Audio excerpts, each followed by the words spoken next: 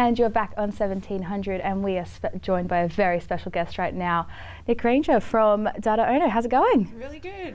Oh, really good. Awesome. So I know you played Workers last night with a couple of bands, so you must be a little bit tired. How'd that go? Oh man, it was so much fun.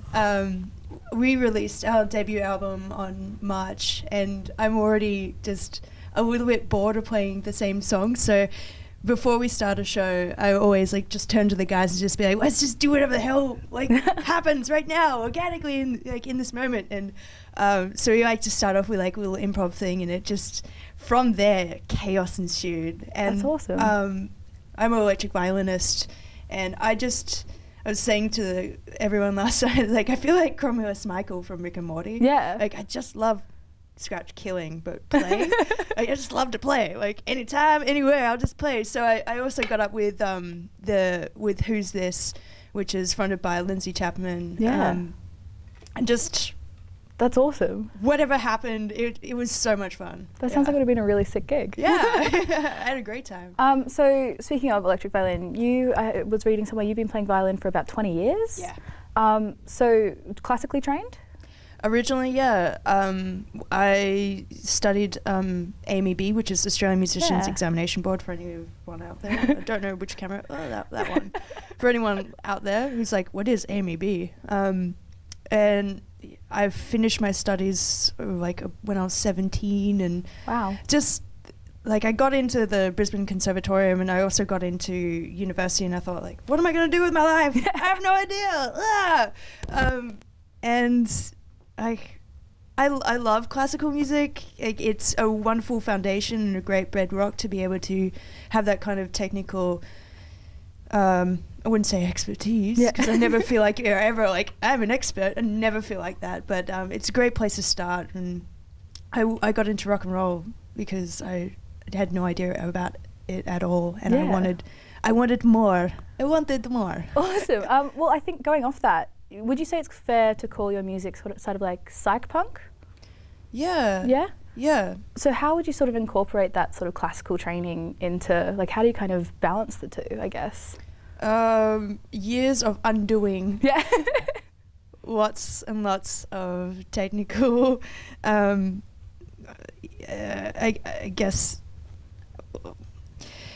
I got my electric violin about 6 years ago in the mail. It was $50 from eBay and $80 for shipping. So it would cost more to ship the actual instrument than it was to make it. And I just thought okay, I didn't really grow up with the radio or the music or anything. You have to cut this short? No, sorry. keep going. Oh, okay, sorry. Am I ruining the program already? I didn't grow up listening to contemporary music. It was strictly classical only. That was all. Yeah. I didn't even know about Bowie until 2008 or 2009, and which is just a That's travesty. insane. Yeah. It is insane. It is it's insane for me to think about that now. It's such an institution of a musician. God rest his soul. But and I was so curious about it, and I really wanted to sink my teeth into it a lot more. And the first thing I listened to was Smashing Pumpkins, the Infinite Sadness and Melancholy. I'm butchering that, but I just absolutely loved it. Take it back to the beginning for us. Tell us a little bit about how you guys formed. So the idea for the band started when I was living over in Cambodia, teaching music, living abroad, which was a really, really great time in my life, but also a really challenging time. So it fueled a lot of that experience into just spending a lot of time just writing music and thinking about what I wanted to do when I came back to Australia. And when I did come to Australia, I decided I'll move from Queensland. I'm going to start afresh in Melbourne. Nobody knows who I am. Nobody knows anything that I've done before, which is a perfect platform to do whatever I wanted. Yeah, definitely. And then just through networking and meeting a lot of amazing musicians, I've met Jason Watt, Tom Hainsworth, and now very recently working with Lonnie Pierce as the new drummer. And it's great. most of the music I've written, but we're now starting to write music as a group, and it's really exciting. Nice. How are you finding sort of letting it not just be you writing music, like working more collaboratively? Very challenging. I'm a violinist. Yeah. I like rock music, which makes me sound like I'm such an alien to all this, all that rock music. It's really interesting looking into it as feeling like an outsider, like just how music structures work, and about the culture of rock and roll, and also like people really care about lyrics. Like all this stuff is like probably second nature to other people. Like this is all very, very new to me. Yeah. But it's been a really, really phenomenal journey, and I'm really enjoying it so far. That's awesome. So you brought out your debut album, you were saying earlier, in March. How does it feel to have that out and be playing that live?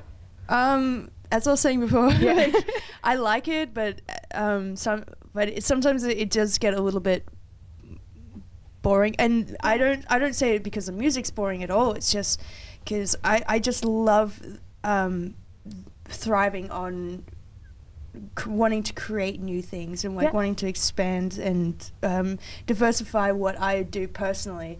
But it's wonderful to have a very physical copy of hours and hours of hard work that you've built together, and also built a family of people, brought people together, and like made something. So it feels great to like put a finisher on a project. But you know, at the same time, I'm always just thinking like, yeah, that's great, but what's next? Yeah, well, I mean, are you working on new music at the moment, or? Yeah. Since then, Jason's been working on some riffs. I've been working on some riffs, but like for our next show, which is October 3rd at the Old Bar, I'm also an artist, so. I guess for me, what's next is trying to think about, okay, like, sure, we do the music, but I want to also like put together like the full comprehensive, what is Dada Ono, what does it represent? So, yeah. Awesome, cool.